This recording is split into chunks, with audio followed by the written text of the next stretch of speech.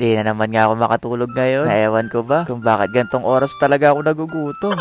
Tulog na nga yung mga kasama ko dito. Habang ako, heto, pinoproblema ko nung kakainin ko ngayon. Kaya habang nga natutulog na nga sila, bababa na lang din ako para makahanap ng makakain. Na kahit medyo late na kasi dito mga guys. Marami pa naman bukas sa tindahan sa baba. Siguro ako nasa bahay lang ako. Diretso siguro ako sa tindahan ngayon. Chot! Medyo late na nga to. Kaya dahan-dahan na lang din ako sa paglalakad. Baka magising pa yung mga ibang kapitbahay ko dito. Nandito nga ako ngayon sa kondo ni tita. Nakapag madalas nga akong gutumin, bumababa na lang din ako para makahanap ng makakain. Kasi sa baba nga, halos 24 hours open naman yung mga ibang tindahan. Naewan ko ba sa mga alaga ko sa tiyan, di sila marunong makisama. Sabi ko, maaga ako matutulog ngayon. Pero nandito nga ako sa baba at naghanap nga ng makakain.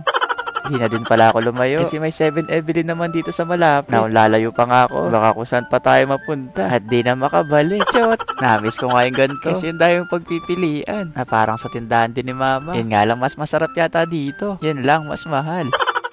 Pero para mas gusto ko yata ang bilhin to. Magkano kaya itong nanunood? Isasama ko lang sa cravings ko ngayong gabi. Chot! Kumuha na rin ako ng grilled cheese sandwich at diretso na sa counter para makapagbayad na. Pero nakita ko nga tong hotdog mga guys. Kaya sinabay ko na din. Baka kasi magising si ate. Sabihin niya, hindi ko pa siya binili. Chot! Pero kung di naman siya magising, kaya ko naman ding ubusin to. May mga tao pa nga ngayon sa labas. Pero kung sa amin lang siguro to. Kung lalabas ka man, aso na yung mga makikita mo. Kaya tiyak ako, nahabulin ka pa naman ngayon. Kaya bawal ng pag-alagala ng gantong oras. Kaya na mabili ko na nga itong gusto ko mga guys. Umakit na din ako para makapagsimula na rin magluto. Na mamaya, aakit na lang din tayo sa rooftop. Kasi masarap din tumambay doon. Napagpasok ko nga sa loob mga guys, nagsimula na rin ako magluto. Kasi nagugutom na din talaga ako.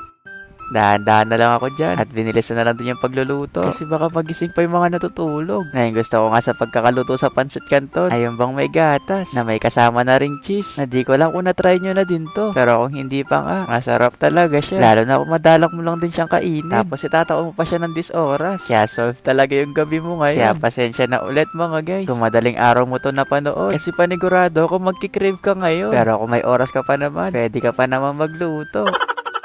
Yung pinrito pala nating iklog kanina at saka bacon, tinappings ko sa taas para mas lalo siyang sumarap. Ito na yung finished product mga guys. Na pagkatapos ko kapag hugas ng pinaglutuan, lumabas na ulit ako. Kasi sabi ko nga sa inyo, sa rooftop talaga tayo kakain. Ang hirap pala mag-vlog mag-isa. Tapos marami ka pang dala. Pero okay na to. Importante, busog yung tiyan natin ngayong gabi. Na may dala pang banig si Chawot para talaga magpipiknik. Chawot! Pero kapag nandito nga ako sa kondo ni tita, eto talaga yung masasabi kong favorite place ko. Na dito rin kasi ako madalas tumambay. Na sobrang tahimik, sobrang presko ng hangin. Basta madalas nga ako dito tumambay. Nakitang-kita mo kasi lahat. Na yung mga sasakyan sa baba, sobrang late na lang din.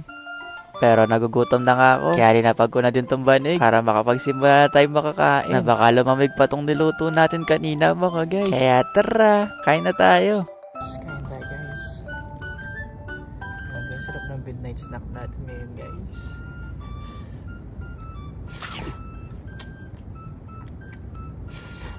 So guys, sobrang init pa.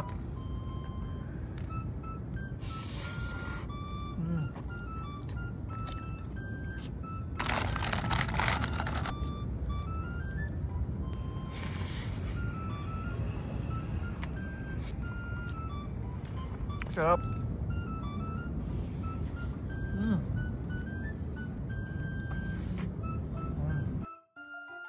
Ang tao ko naman pala dito. Pero di lang ako mag-isang kakain dito mga guys. Kasi dito na rin si ate. Na nagising din kanina. Na naamoy niya daw itong niluluto. Nakala daw niya nung una carbonara. Kaya sumunod na din siya dito sa taas. Kasi bigla na din daw siya nag-crave. Oh, sige na mga guys, siguro hanggang dito na lang. Pagkatapos siguro nito matutulog na kami. Ayun lang. Bye-bye!